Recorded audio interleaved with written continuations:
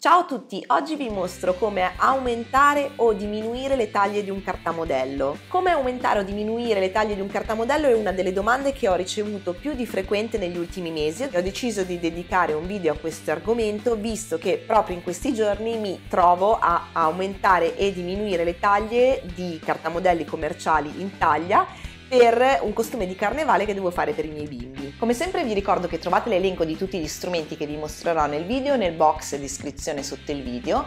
Vi ricordo inoltre che se volete imparare a cucire o migliorare la vostra tecnica ci sono i miei corsi di cucito online, li trovate su www.cucitoespresso.it. Ma per il costume di carnevale dei bambini devo fare questo pantalone tratto da Burda Baby 2019. Per Sebastiano ho selezionato una taglia 80, quindi l'ho già ricalcata, mentre per Matilde la taglia massima arriva fino alla 98, che sarebbe 3 anni, ma lei è alta circa 1 metro ed è già una taglia 4 anni, quindi non ho la taglia successiva. Quindi in questo video vi faccio vedere come sviluppare le taglie di un cartamodello se non avete la taglia di riferimento. Allora, il lavoro potrei farlo direttamente su questa velina, quindi potrei andarmi a sviluppare su questa velina, però qua non ho abbastanza spazio per sviluppare e neanche qua di fianco. Per non rovinare tra l'altro la velina originale decido di trasferire il cartamodello sulla carta. Ricordatevi che si può la carta stirarla ovviamente senza vapore, io non lo faccio, ma sarebbe meglio farlo prima di ricalcare il modello.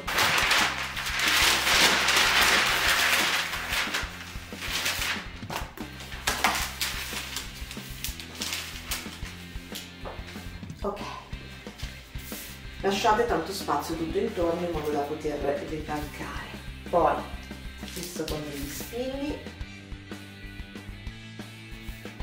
Poi quello che vado a fare è unirmi tutti i punti tutti i margini delle varie taglie. Per esempio, facciamo un esempio nell'orlo. Questo è il punto, questo è il punto di questa, questo è il punto di questo, questo è il punto di questo, questo è il punto di questo, questo è il punto di questo, e vado a unirli con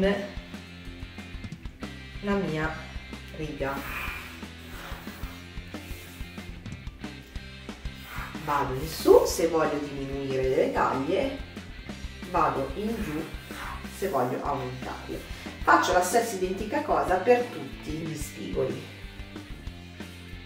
Questo.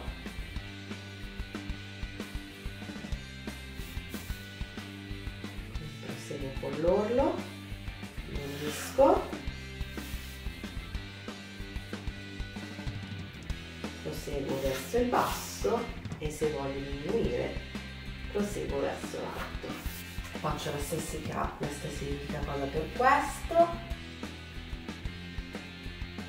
i puntini e faccio la mia linea. Ok, la stessa identica cosa per questo qui.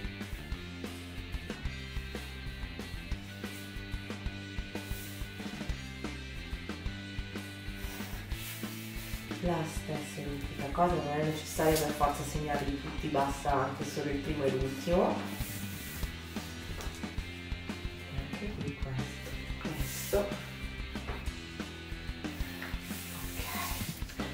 Lo faccio poi anche con le tacche. Quindi dopo aver fatto tutto il perimetro faccio la stessa identica cosa con le tacche. Quindi qua, come vedete, ci sono tutte le tacche del fianco. Quindi faccio la prima e l'ultima. Ok, e faccio anche di qui la prima e l'ultima e mi vado a segnare. Ok, io non ho altri riferimenti, mi ricordo sempre di segnare il dritto filo che vale per tutti i modelli, e adesso sono pronta per sviluppare. Se devo sviluppare una taglia inferiore a 56 cm sviluppo verso il dentro, mentre se devo sviluppare una taglia superiore sviluppo verso il fuori. Adesso è quello che farò, quindi io svilupperò verso il fuori. Come si fa? Utilizzo il metro da sata oppure anche un righello, non so, questo oppure questo qui, e vado a misurare di quanto sono sviluppate le taglie. Per esempio qua tra una taglia e l'altra ci sono 4 cm, quindi misuro da questo punto a questo punto e vedo che ci sono 4 cm, quindi mi vado a riportare su questa linea altri 4 cm. La stessa cosa la faccio di qui, quindi vedo che anche di qua sono 4 cm, quindi mi sposto e faccio 4 cm. Poi tra questa e questa quanti centimetri ci sono? Misuro e sono 2,5, quindi mi sposto in giù di 2,5. La stessa cosa la faccio di qui, sempre 2,5, quindi mi sposto di 2,5. Ok, e faccio questo per tutto il perimetro, per tutte le cose che sta sviluppando. Per esempio tra qui e qui ho 5 mm, quindi mi sposto di 5 mm. Tra qui e qui ho 7 mm, quindi mi sposto di 7 mm. Tra qui e qui ho 3 mm, quindi mi sposto di 3 mm. E anche tra qui e qui ho 4 mm e quindi mi sposto di 4 mm. Unisco qui sotto, unisco qua lateralmente cercando di replicare le curve, quindi mi posiziono sull'ultima curva, cerco di trovare con il curvilineo la curvatura giusta e poi mi sposto.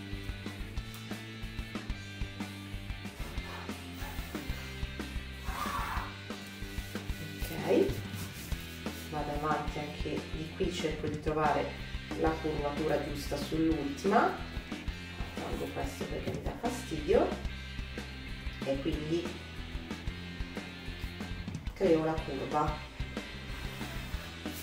Ok, vedete che è simile rispetto a queste altre che c'erano e si congiungono qui dove c'era il segno. Faccio la tacca seguendo l'andamento delle altre, queste qui erano le altre,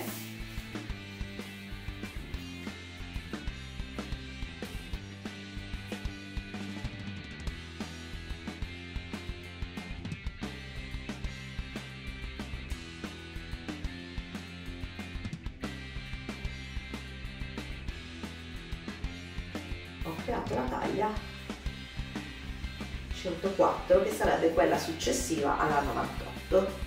Questo qui è il mio cartamodello. Come vi dicevo, per creare taglie in più dovete uscire fuori, mentre per creare taglie, quindi dall'ultima in fuori, per creare taglie minori dovete andare dall'ultima in dentro, quindi la taglia minore vi verrà qua piccolina.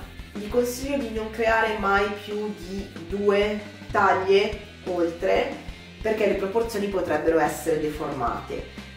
Se create più di 2 o 3 taglie, vi consiglio di fare sempre una tela di prova per controllare e sdifettare il vostro capo. Questo pantalone ha un unico pezzo, ma nel caso in cui abbiate più pezzi, questo sviluppo va fatto per tutti i pezzi. Vi consiglio poi di controllare, per esempio, se questa cucitura, ipotizziamo, deve essere unita a una cucitura di un altro pezzo, vi consiglio con il metro di andare a controllare le dimensioni, quindi vi dovete mettere così,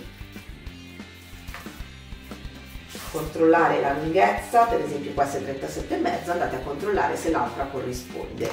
Vanno sviluppate le tacche, vanno sviluppati i segni interni, quindi per esempio le pens, oppure i segni delle tasche, insomma tutto quello che riguarda il cartamodello va sviluppato secondo queste direttrici. Questo è il mio cartamodello definitivo, sono ora pronta per aggiungere i margini.